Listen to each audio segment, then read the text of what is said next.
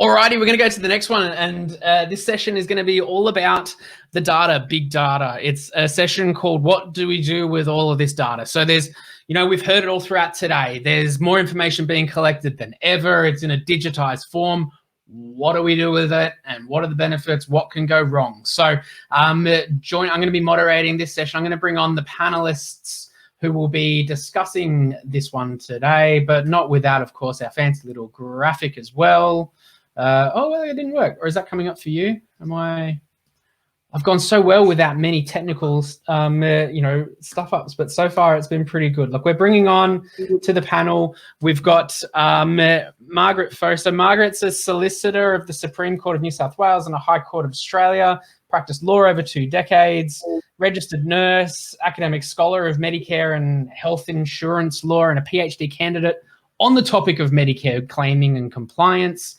She's the CEO and founder of Synapse Billing, THT Plus Scale-Up members. Look out for Margaret's episode of the podcast later this year, which we'll be recording. Stephen Stoyan joining us as well.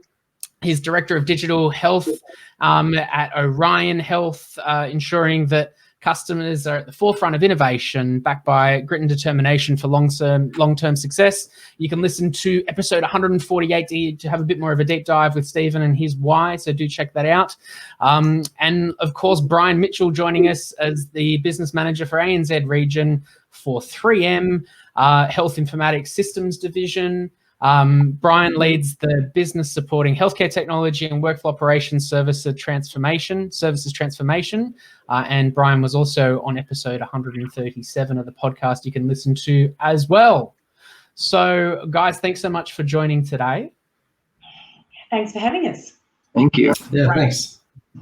Excellent. So look, we've talked about it a lot already in this session today. Generally, the data is being collected, and particularly the past 12, 18 months, there's surge of remote patient monitoring, telehealth data flying all over the place. And it's, what do you see as mission critical when it comes to making sure that the data that's collected about patients, whether it's within a clinic or remotely, is accurate and useful? I might start with Margaret, and then we'll go Stephen and Brian. So Margaret. Sure. Well, look, thank you for having me. I just want to say it's been a fantastic day. And it's been very interesting for me as someone who's just completed a PhD on our fee-for-service Medicare payment system to hear everybody's comments about our fee-for-service Medicare payment system. So I hope that they all read my 433-page PhD, though I expect nobody will. But anyway, it's very, very interesting. So look, I think what is important is to just keep in mind the things that we have heard repeatedly throughout the day, which are fragmentation, a lack of interoperability. We are unable to link data at the moment. We are on a whole lot of legacy systems and so forth. So when I think of what is mission critical at the moment, what I think of is not inflating the quality of the data that we have. I think it's very, very important, because the data will only ever present part of the picture. It only can present part of the picture of a patient journey or whatever that is. Let me give you an example from my PhD, which I happen to have sitting here with me just for reference. So for example, the bulk billing statistics, right? So we are told very often that the bulk billing statistics, we've got very high bulk billing rates, and that therefore indicates that patients are not paying out-of-pocket costs when they go to the doctor. Yet at the same time, the OECD data is telling us that Australians are now paying some of the highest out-of-pocket costs in the world. So what exists in that gap? What is that? And what it is that the data can only give you basic information about whether the Medicare system is being used, whether use is going up, going down, or remaining static. It can't provide you with any context around that use. So, for example, one of the things that I've said in my thesis is that high bulk billing rates may actually indicate that Medicare's in trouble, because there's a whole range of factors that where there's data that the government doesn't see because of some of the problems that we've described today about fragmentation and, you know, various other things. So I think it's very important that we are careful about how we attribute meaning to the data that is floating around the digital health ecosystem at the moment. Until it is truly interoperable, aligned, clinical vocabularies are aligned, it probably is only going to show part of the picture. And we have signed up to the OECD Health Data Governance statement in 2017, and I've observed that we are struggling to actually uphold that. And so our focus must be to support the Australia Digital Health Agency to absolutely steward the implementation of Australia's digital health strategy. And everyone's talked about that today. It's going to be incremental, it's going to be slow. I actually agree with Tim on the last session. I think consumers are going to catapult us into a more rapid take-up of digital health. Really interesting, and we'll build on some of that, the consumer stuff first, but I'm keen to get the thoughts from other panelists too in terms of scene setting around what's mission critical when it comes to the collection of data. Stephen?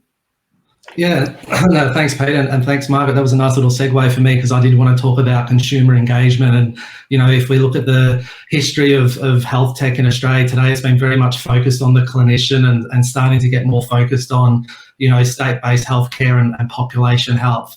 And one of the big gaps that we're seeing at the moment is consumer healthcare. And I think COVID and telehealth has started to introduce some not necessarily technical barriers, but also, you know, some restrictions of appetite to want to do change and leverage technology to make things easier for us as consumers and empower us to start taking ownership of our own healthcare journey. So, you know, from my experience, it's around, you know, how do we take all this data and use it in a smart and sophisticated way and serve up the information to the different roles of that data interpretation. So whether it is the consumer, the clinician, whether it is your state-based health provider or your local GP, so that they can start seeing trends and occurrences that are happening within the local demographics or within the geography and start predicting some of the things that could happen. You know, as I caught up with a colleague today, and she was saying how, you know, COVID was first sort of announced within January of 2020 when it came out. But as countries, we didn't really start acting on it until it started having an internal impact, which meant that we were, you know, chasing our tail until we were able to catch up to where we are today. So it's how do we use this data in a predictive way, build some analytics and get our data scientists engaged early to try and make sense of this information. Yeah. And Brian, what about yourself? Your perspectives in ensuring that data is accurate and useful and meaningful? Yeah, sure. Those are both very good lenses on the collection of data and using it. Certainly on the front end, and then empowering the consumers who you want to have a vested interest in the journey of their healthcare. When you look at the data, I think, and you look at how you can collect it and the different sources you can collect it from, and the medians, in addition to how you're going to use it, is to look at the end result. So the documentation of and the collection of any of the data that we may amass is for the purpose of treating the patient with the goal of having better outcomes. So if outcomes are your goal and you look at the data that you're able to analyze today and you look at the gaps associated with it, then you would want to move upstream and see how technology can better enable the collection of the other data elements that don't currently exist when a clinician's looking at that particular journey and that story in order to direct care to improve the outcomes.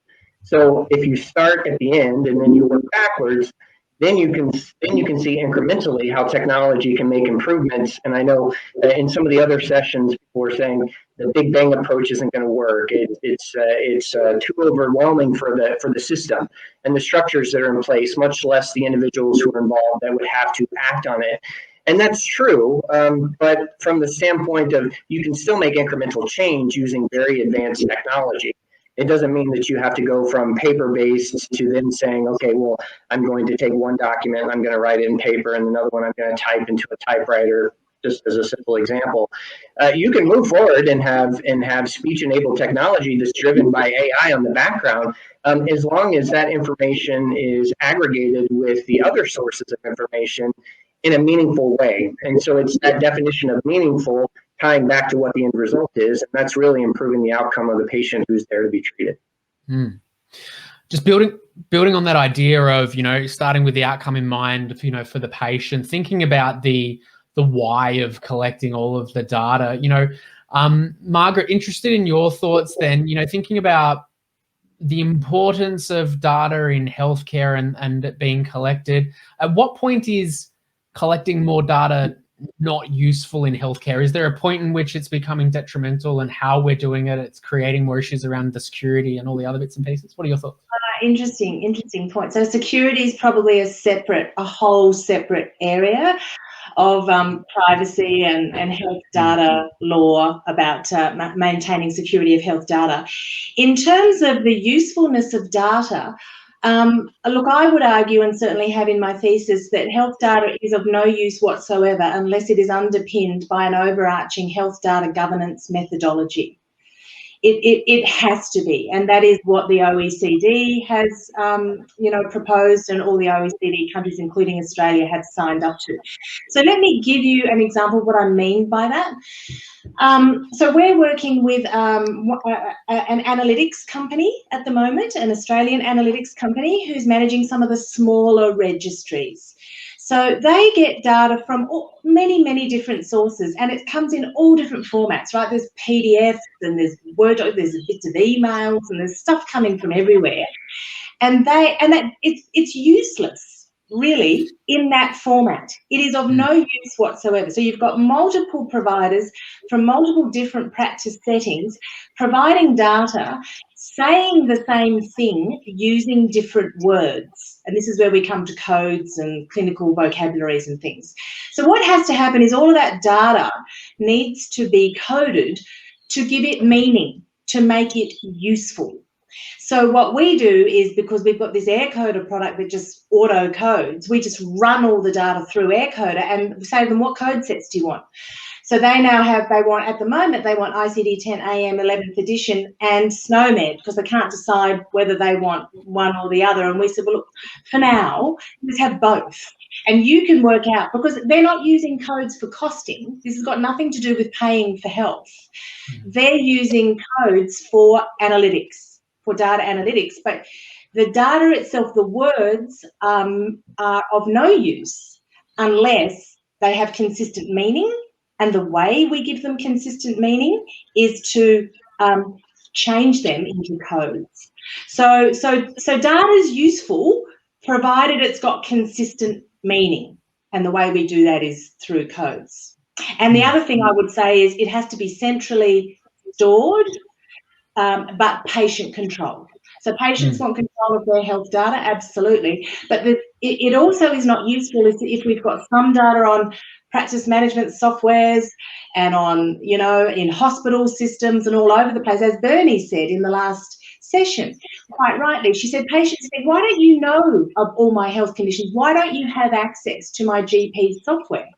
So unless it's centrally held, its use, practical use, is limited. Not to go down too much of a rabbit warren, but Dr. I know it's just been upvoted a few times. Dr. Chanishev's asked, just to point that you raised earlier, Margaret, around increased bulk billing and suggesting Medicare is in trouble. It got upvoted a few times in the chat there. So is there a quick answer you want to provide to that? Yes, sure. Let me just read from my thesis. For example, and I've got MP equals medical practitioner, because I've written it like 10,000 times in the thesis. MP could be charging unlawful gaps for every bulk billed encounter, and the government would not know because those transactions are recorded on separate software systems invisible to the government. Now, before anyone jumps up and down and says, oh my God, that's fraud, my PhD has made very clear that the vast majority of these errors are unintentional, and it has been demonstrated that medical practitioners have very low levels of legal literacy around correct use of Medicare. So I just want to make that really clear. MP may also be repeatedly returning patients to their surgeries to enable more bulk billing rather than attending to multiple medical problems under one bulk billed claim.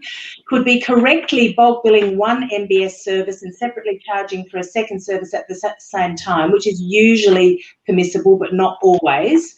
And fictitious services may also be hidden in the bulk billing mix. All of these variables are currently underreported and therefore unknown. So that gives you a little bit of information about why, how this could actually indicate Medicare is in trouble. You'd have to read the whole thesis to get the whole context, and I suggest to you that there's a lot of good stuff on Netflix. You might prefer that. Well, you know what we'll do, Margaret? We'll do a separate, podcast episode about, that particular topic as well and delve into that in more detail. But I wanted to spin back to a point before around the coding aspect, and we'll go to Stephen. I'll give Brian an opportunity to speak to it as well, obviously, because it's very much, his area as well. But, and I guess tying into a comment that Dr. Josh Case has made as well, that patients not being aware totally of what they had, the importance of a code that exists that from a patient's health point of view provides some consistency. But so often with coding, it's all about making sure people get paid the right amount. So at what point is coding going to be more beneficial from a patient healthcare perspective, or is clinical coding always going to be just about making sure healthcare institutions get paid correctly? So I'm not sure if you have any thoughts around that, Stephen, and then Brian. Yeah, thanks, Pete. So interesting question. I think that the coding, is very important, obviously, around getting the billing and that right, and the Medicare claims and those things. But, in the space that we play in and leveraging some of our health information exchanges, we can pull data from anywhere, package it up in a way, and message it through to an output that is predetermined so that they can leverage that information. So, it really depends on what part of the business or how relevant is that one piece of data served up to those different roles that I was talking about before, whether you're a payer, provider, consumer, or clinician, as to what the information or how much information the value can be delivered.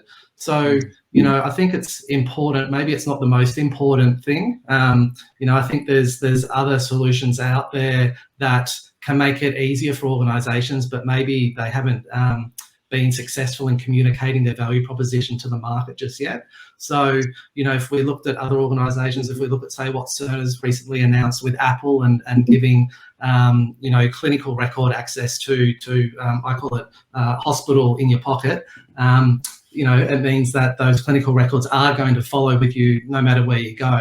And I've had similar challenges. I'm from Melbourne originally, moved to Sydney, and now live up in Brisbane. So I've had to, if I've wanted to get my records, whether it be medical or dental or physio, I'd have to call them up individually and get them to fax it through. So that information just doesn't follow you, unfortunately. But, that whole consumer engagement piece, which is something that Orion Health's very focused on at the moment, could be the way forward. Yeah, they're really important. Brian, just building further on the concept around that dichotomy around payment versus health. Sure. Well, first of all, coded data provides context. And I think a lot of the discussions that have taken place today are talking around what's the appropriate context for data to be collected in healthcare so that it can be utilized. So for the view of coded data being used for payment or reimbursement, that's one piece of the equation. But when you step back and look at it holistically, you're looking at the context that it's providing to that documentation of the patient journey. And from that particular point of view, if all the information isn't there that can provide an accurate or relevant set of codes to the care that was provided, then you question whether or not the care actually occurred or did it occur completely. Then you start to get into discussion sets with care pathways that can lead down, a million different approaches when you're talking about it from a clinical perspective. But going back to the coded data, no, it's not inherently just about the billing, but that's the most straightforward way that it can be used for. Same way for financial institutions and how they were formed. I mean, using the information in order to transfer and exchange money in in one means and out the other. It's a similar concept with healthcare. So payment just happened to be the most effective way for the data to be utilized with the infrastructure that we had in place. Today, you take that and you combine it with the ability to take in structured and unstructured data from multiple sources that are paper-based, that are scanned, that are using voice recognition, that are using AI-based technology, and then you're dealing with how do you aggregate all that information together. Then you're looking at coded data still being valuable from a standpoint of billing and reimbursement, but you're raising the game on the value of having context to that information. So from that perspective, and looking at it from a segue into value-based care, which is also an important topic that's been raised, you need to be able to utilize the data to look at across a population, what's the prediction for resource utilization? What's the prediction for care that needs to be provided to a particular group based upon conditions that exist prevalently within a population? Coded data can help you get there. It's not the panacea. You need all of those other elements that would come in those different forms that we just talked about. But there's a lot of value to it that's beyond just the reimbursement. So context, I would say, is the key word. No, nice one. That certainly helps. And so thinking then, we'll go back the other way, Stephen and then Margaret, you know, to directly answer the question that's posed in the topic of this session, which is what do we do with all of this data in healthcare? You know, say over the things go in our favor and things are successful and we get a green tick. What does that look like? What's success when it comes to utilizing healthcare better?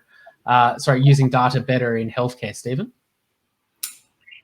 Yeah, so we've got this internal vision at the moment around, you know, if we look at the Netflix example and it can predict what TV shows we like, why can't we use, you know, AI and chatbots and you know, authenticated speech to talk to a virtual assistant within a mobile phone or cough into a phone, and based on that cough, it can determine, you know, using algorithms and you know, gazillion bytes of data to say, well, this specific cough sounds like this, you know, whether it's a chesty or phlegm or what have you, and start to guide you through self-diagnosis or self-assessments, and then make recommendations. Oh, maybe you need to call Health Direct and speak to a nurse in the call center.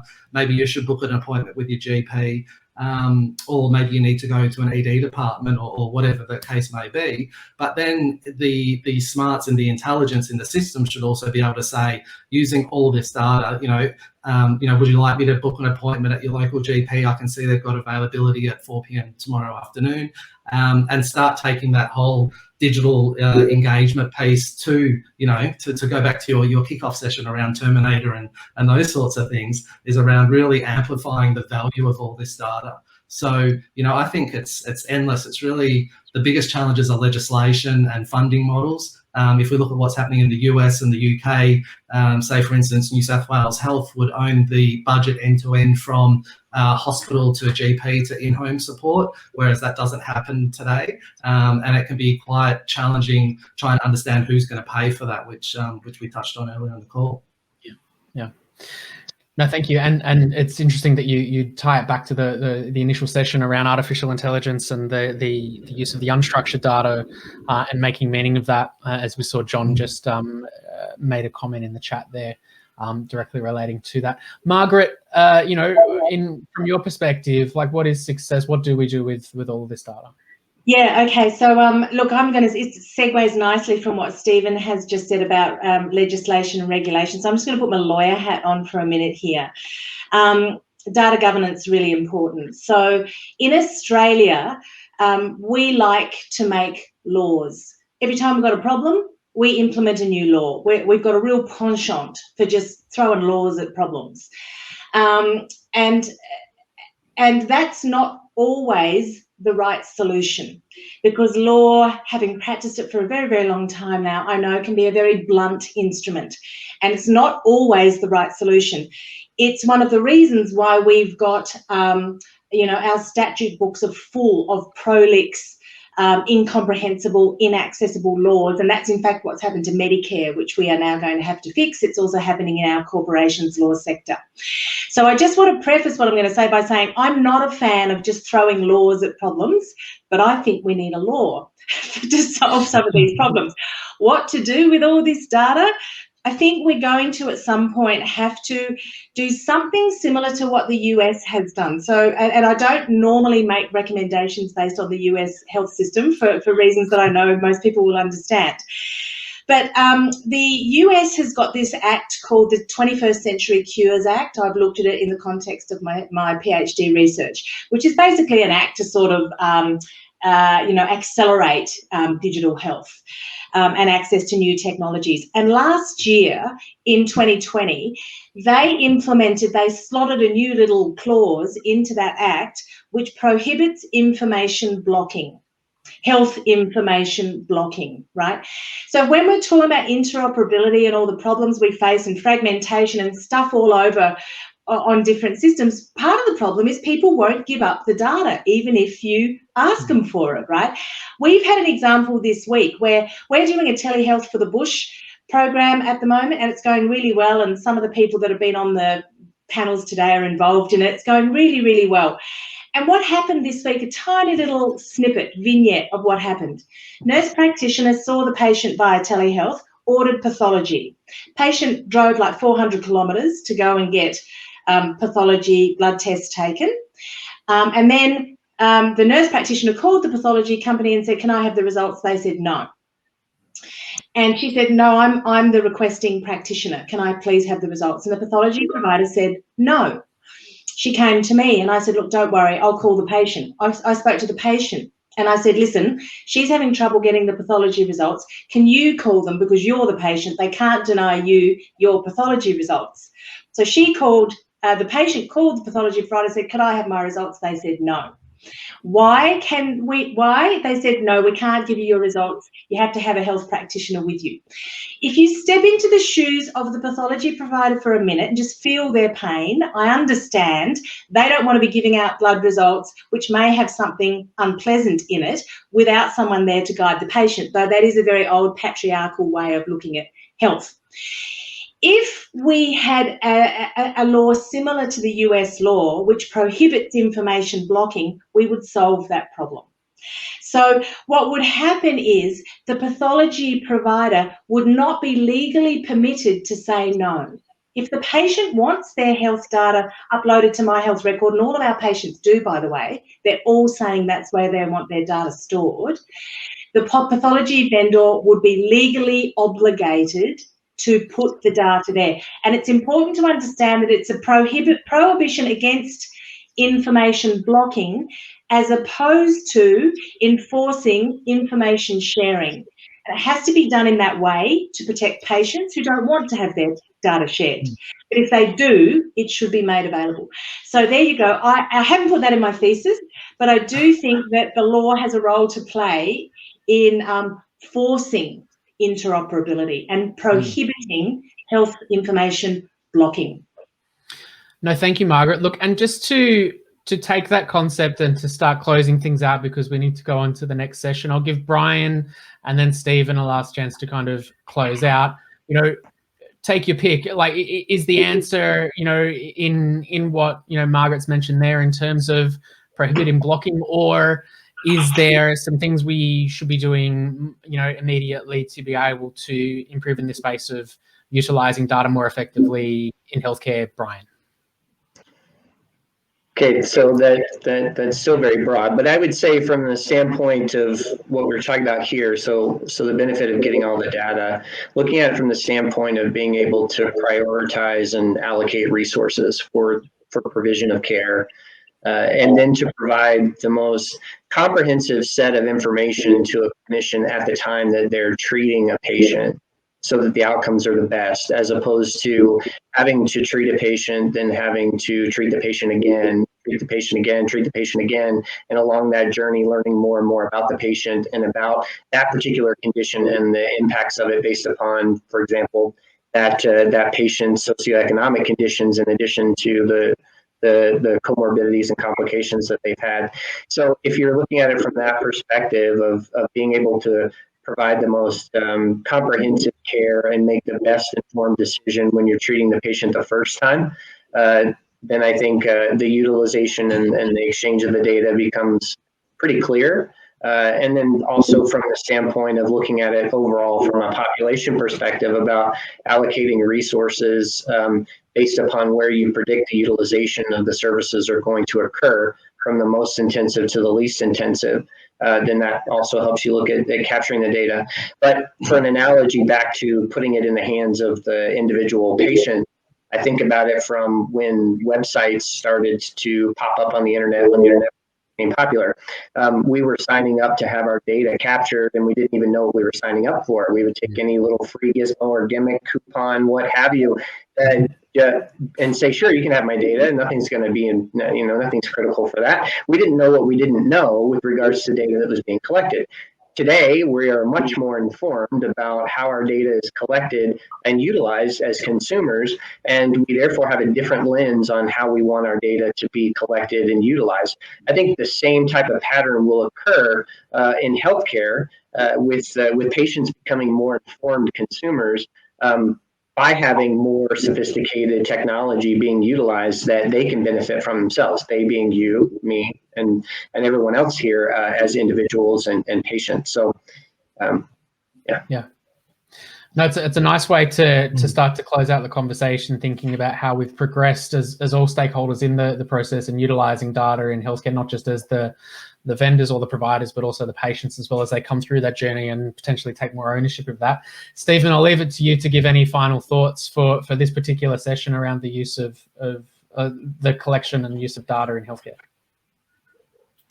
Yeah, it's been quite a very interesting conversation, and again, there's so many different angles we can look at. But another aspect that we haven't looked at is circle of care, and looking at those carers that care for those people that are the consumers that might not even be tech savvy and might not be able to know how to use the technology themselves. So as we look at the individual that's getting the care and amplify their whole care circle in the sense of all the different providers and people interacting with them, it should be that outcome that Brian was talking about before. It's around, what are we trying to do here? Are we trying to ensure that the patient gets the best care for them at the right time, at the right place, and allows them to progress in their health journey? Or is it, from Margaret's perspective, around looking at the laws and legislation and looking at governments trying to take ownership of the record without actually empowering or forgetting that the number one outcome that we're trying to do is to make people well and get them to stay out of hospital, so that we're better economy and better healthy demographic, but also we're not putting cost, burden and strain on those hospitals, on those ED departments, and impacting clinician burnout. And when you add things like COVID in the mix, it just makes it very chaotic in the sense. So if we can make it easier to deliver healthcare through digital and through data, then it's only going to take a lot of pressure off governments and different funding models and empower the consumer to really drive that care outcome that they're looking for. Yeah. Now, perfect summary, Stephen. Look, I would love to delve into it even further, but we are going to close it out. And Margaret, there's a lot that we can talk about in your episode of the podcast later this year on some of those topics that we covered. So, can't wait.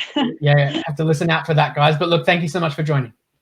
Thank you. Thanks, everyone. Thanks.